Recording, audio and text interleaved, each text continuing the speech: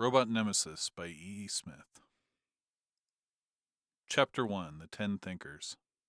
The War of the Planets is considered to have ended on 18 Sol 3012 with that epic struggle, the Battle of Sector 10. In that engagement, as is of course well known, the grand fleet of the interplanets, the combined space power of Mercury, Venus, Earth, and Mars, met that of the outer planets in what was on both sides a desperate bid for the supremacy of interplanetary space. But as is also well known, there ensued not supremacy, but stalemate. Both fleets were so horribly shattered, and the survivors despaired of continuing hostilities. Instead, the few and crippled remaining vessels of each force limped into some sort of formation and returned to their various planetary bases. And so far there has not been another battle. Neither side dares attack the other.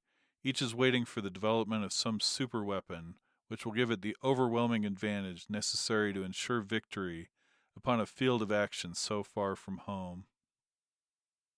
But as yet no such weapon has been developed, and indeed, so efficient are the various secret services involved, the chance of either side perfecting such a weapon unknown to the other is extremely slim.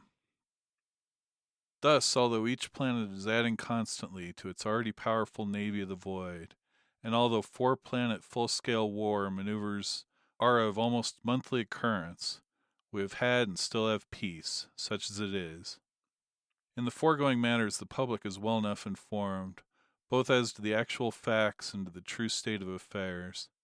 Concerning the conflict between humanity and the robots, however, scarcely anyone has even an inkling, either as to what actually happened or as to who it was who really did abate the menace of the machine, and it is to relieve that condition that this bit of history is being written. The greatest man of our age, the man to whom humanity owes most, is entirely unknown to fame. Indeed, not 1 in 100 million of humanity's teeming billions has so much as heard his name.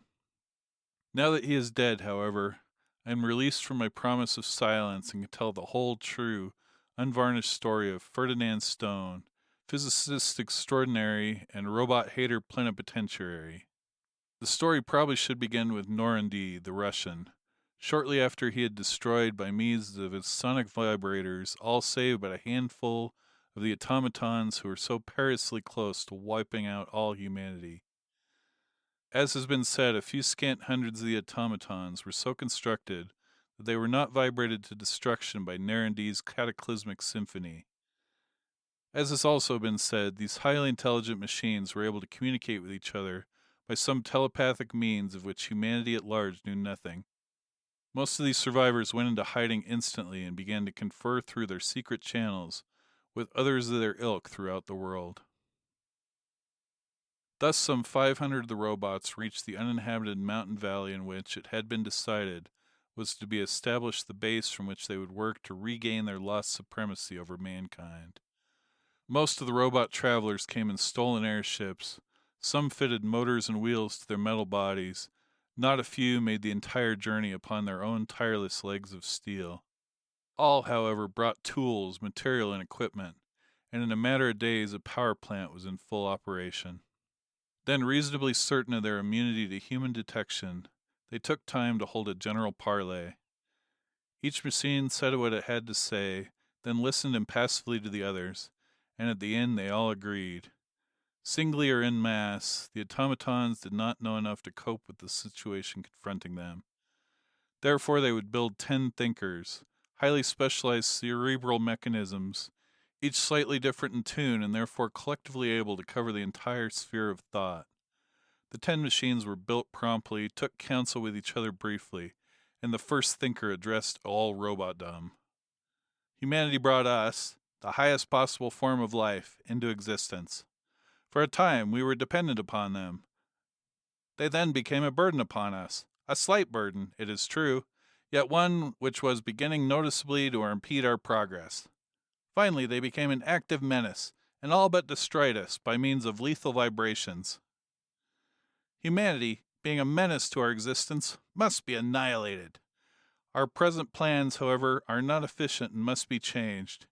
You all know of the mighty space fleet which the nations of our enemies are maintaining to repel invasion from space. Were we to make a demonstration now, Were we even to reveal the fact that we are alive here, the fleet would come to destroy us instantly. Therefore, it is our plan to accompany Earth's fleet when next it goes out into space, to join those of the inner planets in their war maneuvers, which they are undertaking for battle practice. Interception, alteration, and substitution of human signals and messages will be simple matters. We shall guide Earth's fleet, not to humanity's rendezvous in space, but to a destination of our own selection, the interior of the sun. Then entirely defenseless, the mankind of Earth shall cease to exist. To that end, we shall sink a shaft here, and far enough underground to be secure against detection. We shall drive a tunnel to the field from which the space fleet is to take its departure. We 10 thinkers shall go, accompanied by 400 of you doers, who are to bore the way and to perform such other duties as may time to time arise. We shall return in due time. Our special instruments will prevent us from falling into the sun. During our absence, allow no human to live who may by any chance learn of our presence here, and do not make any offensive move, however slight, until we return. Efficiently, a shaft was sunk, and the disintegrator core began to drive the long tunnel.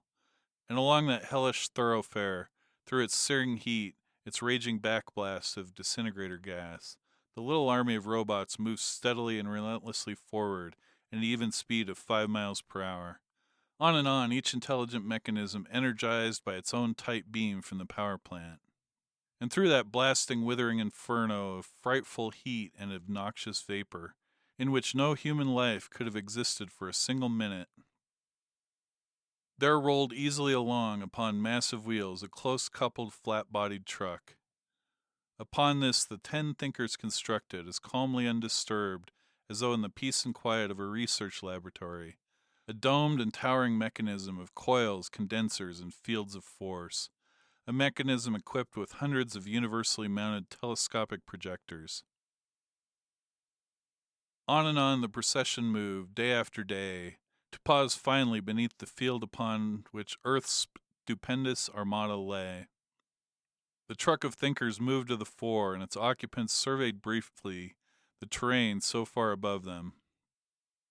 Then, while the 10 leaders continued working as one machine, the doers waited while the immense terrestrial fleet was provisioned and manned, waited while it went through its seemingly interminable series of preliminary maneuvers, waited with the calmly placid immobility, the utterly inhuman patience of the machine.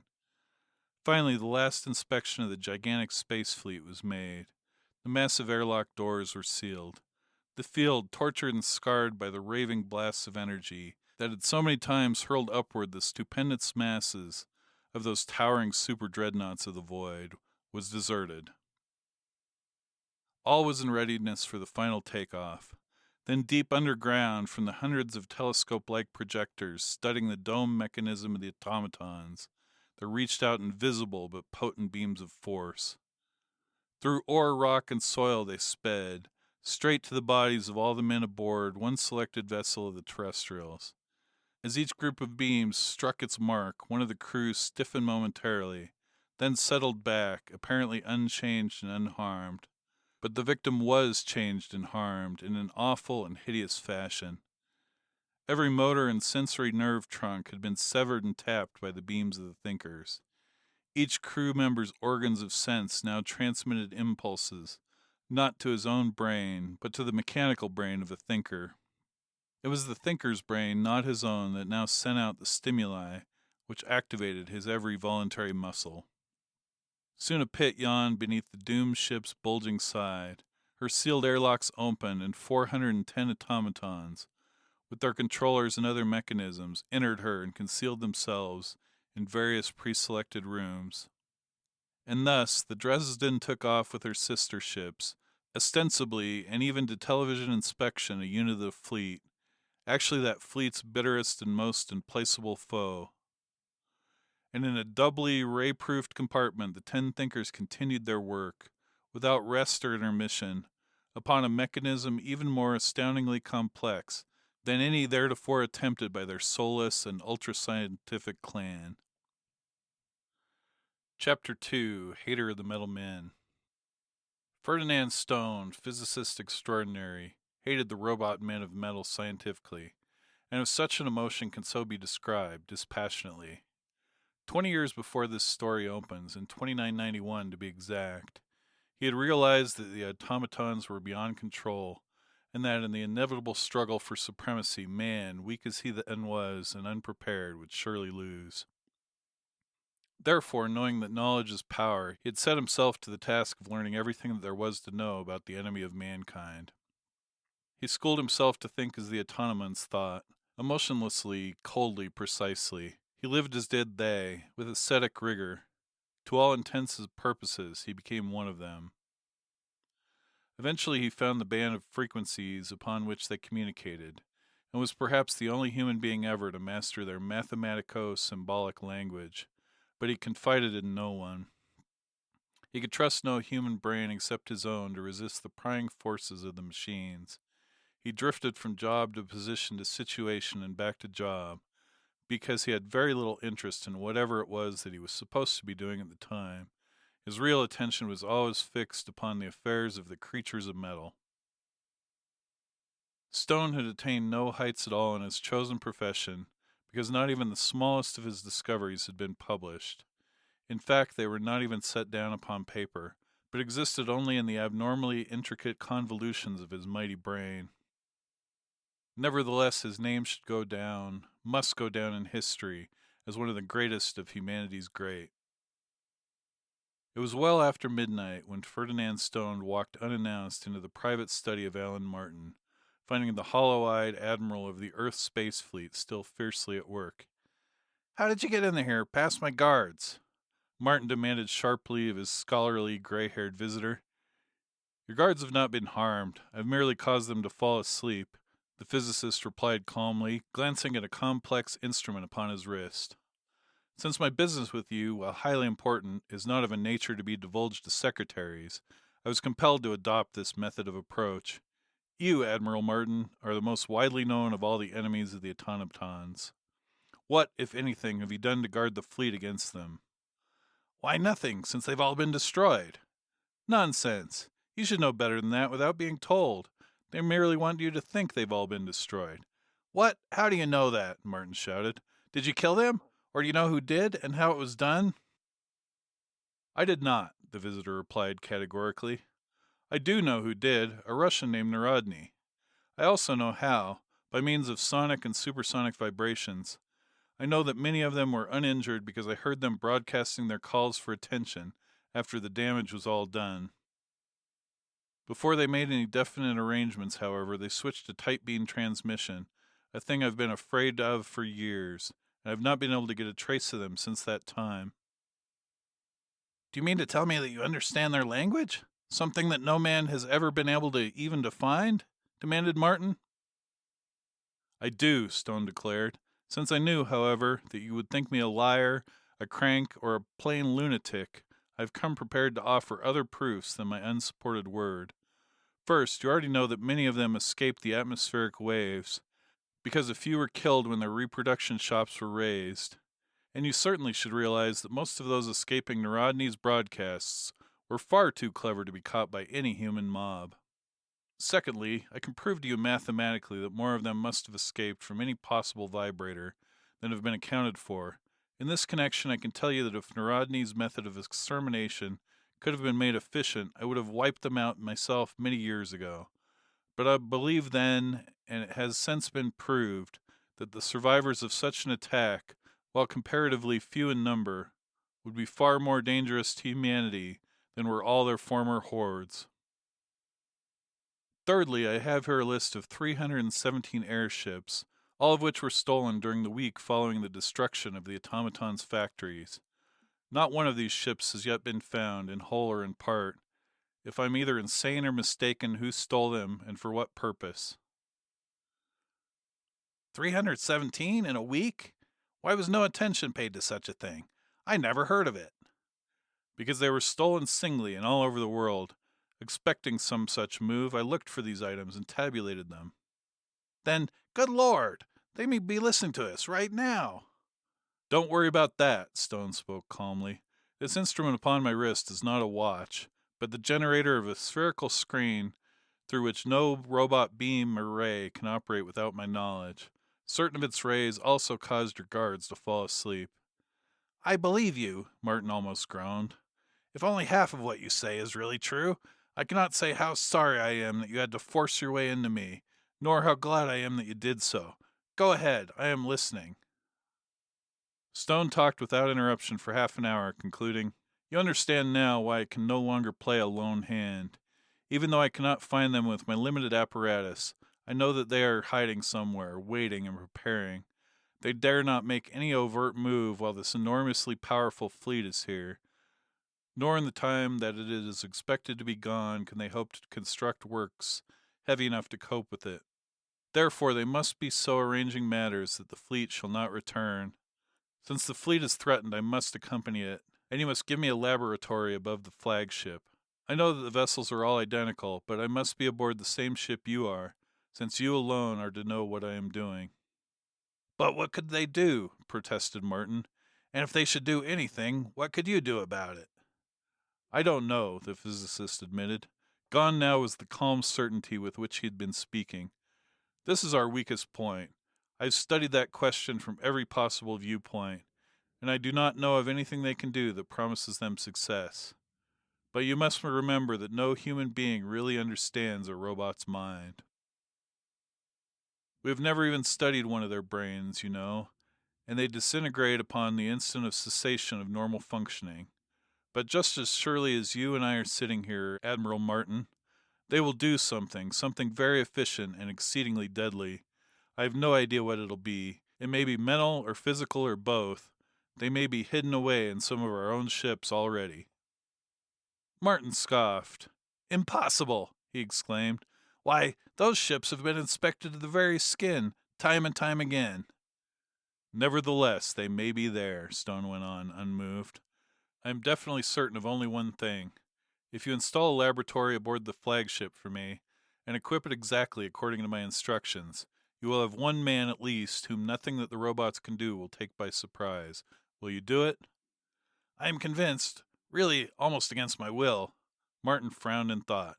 However, convincing anyone else may prove difficult, especially as you insist upon secrecy.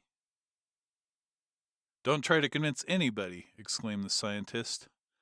Tell them that I'm building a communicator. Tell them I'm an inventor working on a new ray projector. Tell them anything except the truth. All right. I have sufficient authority to see that your requests are granted, I think. And thus it came about that when the immense terrestrial contingent lifted itself into the air, Ferdinand Stone was in his private laboratory in the flagship, surrounded by apparatus and equipment of his own designing, much of which was connected to special generators by leads heavy enough to carry their full output. Earth some 30 hours beneath them, Stone felt himself become weightless. His ready suspicions blazed. He pressed Martin's combination upon his visiphone panel. What's the matter? He rasped. What are they down for? It's nothing serious, the Admiral assured him. They're just waiting for additional instructions about our course and the maneuvers. Not serious, huh? Stone grunted. I'm not so sure of that. I want to talk to you, and this room's the only place I know where we'll be safe. Can you come down here right away? Why, certainly, Martin assented. I never paid any attention to our course, the physicist snapped as his visitor entered the laboratory. What was it? Take off exactly at midnight of June 19th, Martin recited, watching Stone draw a diagram upon a scratch pad. Rise vertically at 1.5 gravities until a velocity of 1 kilometer per second has been attained, then continue vertical rise at constant velocity. At 6:03:29 a.m. of June 21st, head directly for the star Regulus at an acceleration of exactly 980 centimeters per second. Hold this course for 1 hour, 42 minutes, and 35 seconds, then drift. Further directions will be supplied as soon thereafter as the courses of the other fleets could be checked. Has anybody computed it? Undoubtedly the navigators have. Why? That is the course Doztev gave, and it must be followed, since he is Admiral-in-Chief of our side, the Blues. One ship may ruin the whole plan, give the Reds, our supposed enemy in these maneuvers, a victory. and get us all disrated. Regardless, we better check on our course, Stone growled, unimpressed. We'll compute it roughly right here and see where following these directions has put us. Taking up a slide rule and a book of logarithms, he set to work. That initial rise doesn't mean a thing, he commented after a while, except to get us far enough away from Earth so that the gravity is small, and to conceal from the casual observer that the effective takeoff is still exactly at midnight. Stone busied himself with calculations for many minutes. He stroked his forehead and scowled. My figures are very rough, of course, he said puzzledly at last, but they show that we've got no more tangential velocity with respect to the sun than a hen has teeth. And he can't tell me that it was planned that way purposely, and not by Doztev either. On the other hand, our radial velocity directly toward the sun, which is the only velocity we have, amounted to something over 52 kilometers per second when we shut off power, and is increasingly geometrically under the gravitational pull of the sun. That course smells to high heaven, Martin. Doztev never sent out any such a mess as that. The robots crossed him up, just as sure as hell's a man trap. We're heading into the sun and destruction. Without reply, Martin called the navigating room. What do you think of this course, Henderson? He asked. I do not like it, sir, the officer replied. Relative to the sun, we have a tangential velocity of only 1.3 centimeters per second, while our radial velocity toward it is very nearly 53,000 meters per second. We will not be in real danger for several days, but it should be borne in mind that we have no tangential velocity. You see, Stone, we are in no present danger, Martin pointed out. I am sure that Doztev will send us additional instructions long before our situation becomes acute. I'm not, the pessimistic scientist grunted. Anyway, I would advise calling some of the other blue fleets on your scrambled wave for a checkup. There would be no harm in that. Martin called the communications officer, and soon. Communications officers of all the blue fleets of the inner planets, attention!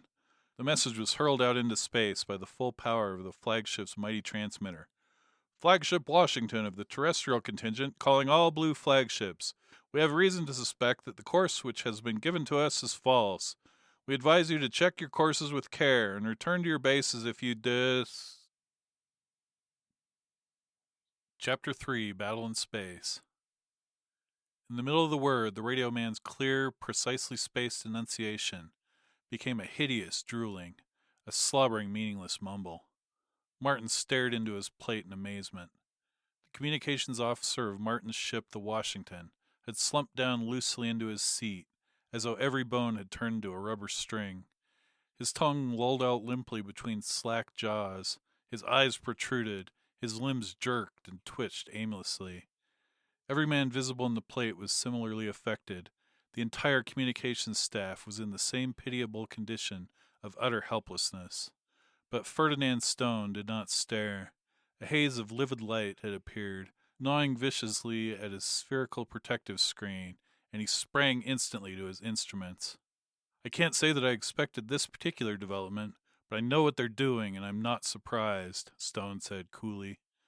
They have discovered the thought band and are broadcasting such an interference on it that no human being, not protected against it, can think intelligently. There. I've expanded our zone to cover the whole ship. I hope they don't find out for a few minutes that we are immune, and I don't think they can, as I have so adjusted the screen that it is now absorbing instead of radiating. Tell the captain to put the ship into the heaviest battle order, everything full on, as soon as the men can handle themselves. Then I want to make a few suggestions. What happened, anyway? The communications officer, semi-conscious now, was demanding. Something hit me and tore my brain all apart. I couldn't think, couldn't do a thing. My mind was all chewed up by curly pinwheels. Throughout the vast battleship of space, men raved briefly in delirium, but the cause removed, recovery was rapid and complete. Martin explained matters to the captain. That worthy issued orders, and soon the flagship had in readiness all her weapons, both of defense and of offense. Dr. Stone, who knows more about the automatons than does any other human being, will tell us what to do next, the flight director said. The first thing to do is locate them, Stone, now temporary commander, stated crisply. They've taken over at least one of our vessels, probably one close to us, so as to be near the center of the formation. Radio room, put out tracers on wavepoint 00271. He went on to give exact and highly technical instructions as to the tuning of the detectors. We've found them, sir. Soon came the welcome report. One ship, the Dresden, coordinates 42, 79, 63. That makes it bad, very bad, Stone reflected audibly. We can't expend the zone to release another ship from the control of the robots without enveloping the Dresden and exposing ourselves. Can't surprise them, they're ready for anything. It's rather long range, too. The vessels of the fleet were 1,000 miles apart, being in open order for high-velocity flight in open space. Torpedoes would be thrown off by her meteorite deflectors. Only one thing to do, Captain. Close in and tear into her with everything you've got. But the men in her, protested Martin. Dead long ago, snapped the expert. Probably been animated corpses for days. Take a look if you want to. Won't do any harm now. Radio? Put us on as many of the Dresden's television plates as you can. Besides, what's the crew of one ship compared to the hundreds of thousands of men in the rest of the fleet? We can't burn her out at one blast anyway. They've got real brains and the same armament we have, and will certainly kill the crew at the first blast if they haven't done it already. Afraid it'll be a near thing getting away from the sun, even with 11 other ships to help us. He broke off as the beam operator succeeded in making connection briefly with the plates of the Dresden. One glimpse, then the visibeams were cut savagely, but that glimpse was enough. They saw that their sister ship was manned completely by automatons. In her every compartment, men, all too plainly dead, lay wherever they had a chance to fall. The captain swore a startled oath, then bellowed orders, and the flagship, driving projectors fiercely aflame, rushed to come to grips with the Dresden. You intimated something about help, Martin suggested. Can you release some of the other ships from the automaton's yoke after all? Got to, or roast. This is bound to be a battle of attrition. We can't crush her screens alone until her power is exhausted, and we'll be in the sun long before then.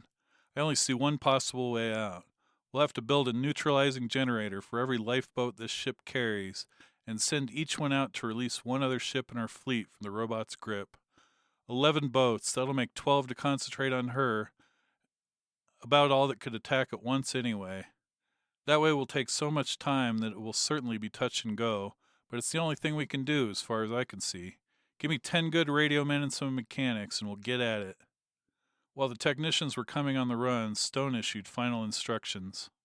Attack with every weapon you can possibly use. Try to break down the Dresden's meteorite shields so that you can use our shells and torpedoes. Burn every gram of fuel that your generators will take.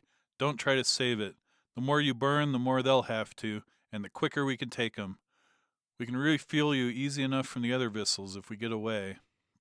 Then, while Stone and his technical experts labored upon the generators of the screens, which were to protect 11 more of the gigantic vessels against the thought-destroying radiations of the automatons, and while the computers calculated minute by minute the exact progress of the fleet towards the blazing sun, the flagship Washington drove in upon the rebellious Dresden, her main forward battery furiously aflame. Drove in until the repeller screens of the two vessels locked and buckled. Then Captain Malcolm really opened up. That grizzled four-striper had been at a loss, knowing little indeed of the oscillatory nature of thought, and still less of the abstruse mathematics, in which Ferdinand Stone took such delight. But here was something that he understood thoroughly. He knew his ship, knew her every weapon and her every whim, knew to the final volt and to the ultimate ampere her gargantuan capacity both to give it and to take it. He could fight his ship, and how he fought her. From every projector that could be brought to bear, there flamed out against the Dresden beams of an energy and of a potency indescribable, at whose scintillant areas of contact the defensive screens of the robot manned cruiser flared into terribly resplendent brilliance. Every type of lethal vibratory force was hurled upon every usable destructive frequency. Needle rays and stabbingly penetrant stilettos of fire thrust and thrust again. Sizzling, flashing planes cut and slashed. The heaviest annihilating and disintegrating beams, generatable by man, clawed and tore in wild abandon. and over all and through all the stupendously powerful blanketing beams, so furiously driven that the coils and commuters of their generators fairly smoked, and that the refractory throats of their projectors glared, radiantly violent, and began slowly, stubbornly to volatilize, raved out in all their pyrotechnically incandescent might, striving prodigiously to crush, by their sheer power, the shielding screens of the vessel of the automatons. Nor was the vibratory offensive alone. Every gun, primary or auxiliary, that could be pointed at the Dresden was vomiting smoke and fire and shrouded steel as fast as automatic loaders could serve it. And under that continuous, appallingly silent concussion, the giant frame of the flagship shuddered and trembled in every plate and member. And from every launching tube there was streaming the deadliest missiles known to science, radio-dirigible torpedoes which, looping in vast circles to attain the highest possible measure of momentum, crashed against the Dresden's meteorite deflectors in Herculean efforts to break them down, and in failing to do so exploded and filled all space with raging flame and with flying fragments of metal. Captain Malcolm was burning his stores of fuel and munitions at an appalling rate, careless alike of exhaustion, of reserves, and of service life of equipment. All his generators were running at a shockingly ruinous overload. His every projector was being used so mercilessly that not even their powerful refrigerators, radiating the transported heat into the interplanetary cold from the dark side of the ship, could keep their refractory linings in place for long. And through raging beam, through blasting ray, through crushing force, through storm of explosive and through rain of metal, the Dresden remained apparently unscathed. Her screens were radiating high into the violet, but they showed no sign of weakening or of going down. Neither did the meteorite deflectors break down. Everything held. Since she was armed as capably as was the flagship and was being fought by inhumanly intelligent monstrosities, she was invulnerable to any one ship of the fleet as long as her generators could be fed. Nevertheless, Captain Malcolm was well content. He was making the Dresden burn plenty of irreplaceable fuel, and his generators and projectors would last long enough. His ship, his men, and his weapons could and would carry the load until the fresh attackers should take it over, and carry it they did. Carried it while Stone and his overdriven crew finished their complicated mechanisms and flew out into space towards the 11 nearest battleships of the fleet.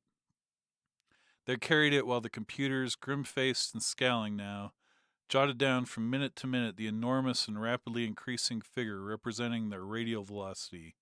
Carried it while the Earth's immense armada, manned by creatures incapable of even the simplest coherent thought or purposeful notion, plunged sickeningly downward in its madly hopeless fall, with scarcely a measurable trace of tangential velocity, towards the unimaginable inferno of the sun.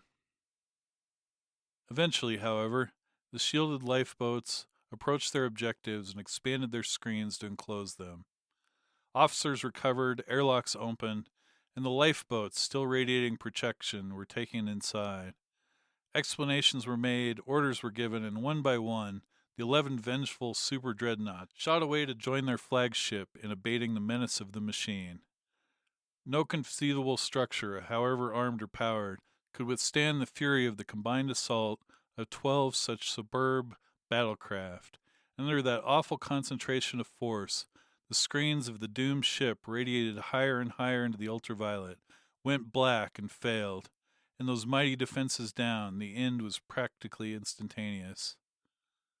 No unprotected metal can endure even momentarily the ardor of such beams, and they played on, not only until every plate and girder of the vessel, and every nut, bolt, and rivet of its monstrous crew had been blasted out of all semblance to what it had once been, but until every fragment of metal had not only been liquefied, but had been completely volatilized. At the instant of cessation of the brain-scrambling activities of the automatons, the communication officer had become an insistent broadcast.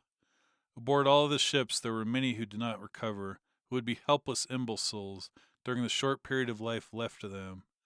But soon an intelligent officer was at every control, and each unit of the terrestrial contingent was exerting its maximum thrust at a right angle to its line of fall. And now the burden was shifted from the fighting staff to the no less able engineers and computers. To the engineers, the task of keeping their mighty engines in such tune as to maintain constantly the peak acceleration of 3 Earth gravities. To the computers, that of so directing their ever-changing course as to win every possible centimeter of precious tangential velocity. Chapter 4: The Sun's Gravity. Ferdinand Stone was hollow-eyed and gaunt from his practically sleepless days and nights of toil, but he was grimly resolute as ever. Struggling against the terrific weight of 3 gravities, he made his way to the desk of the chief computer and waited while that worthy, whose leaden hands could scarcely manipulate the instruments of his profession, finished his seemingly endless calculations. "We will escape the sun's mighty attraction, Dr. Stone, with approximately half a gravity to spare," the mathematician reported finally. "Whether we will be alive or not is another question. There will be heat, which our refrigerators may or may not be able to handle. There will be radiations, which our armor may or may not be able to stop. You, of course, know a lot more about those things than I do." "Distance at closest approach?" snapped Stone. 2.29 times 10 to the 9th meters from the sun's center, the computer shot back instantly. That is 1,590,000 kilometers, only 2.27 radii from the arbitrary surface. What do you think of our chances, sir? "It will probably be a near thing, very near," the physicist replied thoughtfully. "Much, however, can be done. We can probably tune our defensive screens to block most of the harmful radiations, and we may be able to muster other defenses. I will analyze the radiations and see what we can do about neutralizing them." "You will go to bed," directed Martin crisply. "There will be lots of time for that work after you get rested up. The doctors have been reporting that the men who did not recover from the robot's broadcast are dying under this acceleration. With those facts staring us in the face, however, I do not see how we can reduce our power. We can't. As it is, many more of us will probably die before we get away from the sun." And Stone staggered away, practically asleep on his feet. Day after day, the frightful fall continued. The sun grew larger and larger, more and ever more menacingly intense. One by one at first, and then by scores, the mindless men of the fleet died and were consigned to space. A man must be in full control of all his faculties to survive for long an acceleration of 3 gravities. The generators of the defensive screens had early been tuned to neutralize as much as possible of Old Sol's most fervently harmful frequencies, and but for their mighty shields every man of the fleet would have perished long since. Now even those ultra-powerful guards were proving inadequate. Refrigerators were running at the highest possible overload, and the men, pressing as closely as possible to the dark sides of their vessels, were availing themselves of such extra protection, of lead shields and the like, as could be improvised from whatever material was at hand. Yet the already stifling air became hotter and hotter, eyes began to ache and burn, skins blistered and cracked under the punishing impact of forces which all the defenses could not block. But at last came the long-awaited announcement. "Pilots and watch officers of all ships, attention!" The chief computer spoke into his microphone through parched and blackened lips. "We are now at the point of tangency. The gravity of the sun here is 24.5 meters per second squared. Since we are blasting 29.4, we are beginning to pull away at an acceleration of 4.9. Until further notice, keep your pointers directly away from the sun's center, in the plane of the ecliptic." The sun was now in no sense the orb of day with which we upon Earth's green surface are familiar. It was a gigantic globe of turbulently seething flame, subtending an angle of almost 35 degrees, blotting out a full fourth of the cone of normally distinct vision. Sunspots were plainly to be seen, combinations of indescribably violent cyclonic storms and volcanic eruptions in a gaseously liquid medium of searing, eye-tearing incandescence, and everywhere, threatening at times even to reach the fiercely straggling ships of space, were the solar prominences, fiendish javelins of frenziedly frantic destruction, hurling themselves in wild abandon out into the empty reaches of the void. Eyes behind almost opaque lead-glass goggles, head and body encased in a multi-layered suit, each ply of which was copiously smeared with thick lead paint. Stone studied the raging monster of the heavens from the closest viewpoint any human being had ever attained and lived. Even he, protected as he was, could peer but briefly, and master physicist though he was, an astronomer of sorts, yet he was profoundly awed at the spectacle. Twice that terrifying mass was circled. Then air temperature again bearable and lethal radiation stopped. The grueling acceleration was reduced to a heavenly 1 1/2 gravities, and the vast fleet remade its formation. The automatons and the sun between them had taken heavy toll, but the gaps were filled, men were transferred to equalize the losses of personnel, and the course was laid for distant Earth. And in the Admiral's private quarters 2 men sat together and stared at each other. "Well, that's that. So far, so good." The physicist broke the long silence. "But is their power really broken?" asked Martin anxiously. "I don't know," Stone grunted dourly. "But the pick of them, the brainiest of the lot, were undoubtedly here. We beat them." Martin interrupted. "You beat them, you mean," he said. "With a lot of absolutely indispensable help from you and your force. But have it your own way. What do words matter? I beat them, then, and in the same sense as I can beat the rest of them if we play our cards exactly right." "In what way?" "In keeping me entirely out of the picture. Believe me, Martin, it is of the essence that all of your officers who know what happened be sworn to silence, and that not a word about me leaks out to anybody. Put out any story you please except the truth. Mention the name of anybody or anything between here and Andromeda except me. Promise me now that you will not let my name get out until I give you permission or until after I'm dead." "But I'll have to, in my reports." "You report only to the Supreme Council, and a good half of those reports are sealed. Seal this one." "But I think—" "What with?" gruffly. "If my name becomes known, my usefulness and my life are done. Remember, Martin, I know robots. There are some capable ones left, and if they get wind of me in any way, they'll get me before I can get them. As things are, and with your help, I can and I will get them all. That's a promise. Have I yours?" "In that case, of course you have." And Admiral Alan Martin and Dr. Ferdinand Stone were men who kept their promises. End of Robot Nemesis by E. E. Smith.